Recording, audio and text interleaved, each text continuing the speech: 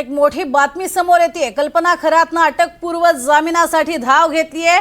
राहता न्यायालयामध्ये तिने 4 एप्रिलला अर्ज केला अशी सूत्रांची माहिती आहे। 10 एप्रिलला सुनावणी होण्याची देखील शक्यता आहे। तर कल्पना खरात शिर्डीतील सावकारकी आणि फसवणूक गुन्ह्यातली आरोपी आहे।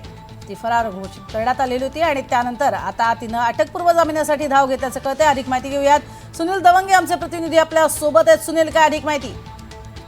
प्रज्ञा, कल्पना खरात जो आहे तिचं 4 तारखेला राहता न्यायालयामध्ये जे आहे ते अटकपूर्व जामीनसाठी ऍप्लिकेशन दाखल करण्यात आलेलं आहे आणि 10 तारखेला याच्यावर सरकारी वकिलांचं म्हणणं ऐकून घेऊन पुढची सुनावणीसाठी 10 तारीख दिल्याचं सांगितलं जात आहे।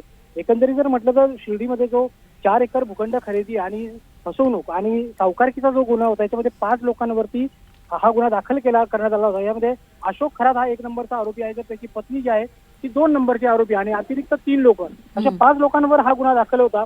यातील 2 आरोपी जे आहेत ते शिर्डी पोलिसांनी अटक करून त्यांना ताब्यात घेतले। त्यांना 2 वेळेस 3 दिवसाची जी आहे ती पोलीस कोठडी देखील मिळालेली आहे। यातूनच 132 जी खाती होती ही तपासात समोर आली होती आणि कल्पना खरात जे आहे ते फरार असल्याचं सांगितलं जात होतं। पोलिसांनी त्यांच्या घराची झाडाझडती घेतली, त्याचबरोबरीनं 3 टीम ज्या होत्या शिर्डीतून कल्पना खरातचा शोध घेत होत्या। मात्र आता जी आपल्याला माहिती मिळाली की 4 तारखेला कल्पना खरातच्या वकिलांमार्फत राहता न्यायालयात अटकपूर्व जामीनसाठी अर्ज दाखल करण्यात आलेला आहे। यावर जे काही कागदपत्र लागतात किंवा इतर सर्व बाबींची पूर्तता करत हा अर्ज दाखल केलेला आहे आणि आता कल्पना खरात फरार आहे एकीकडे, दुसरीकडे अटकपूर्वसाठी त्यांनी न्यायालयात धाव घेतल्याची बाब समोर आलेली आहे।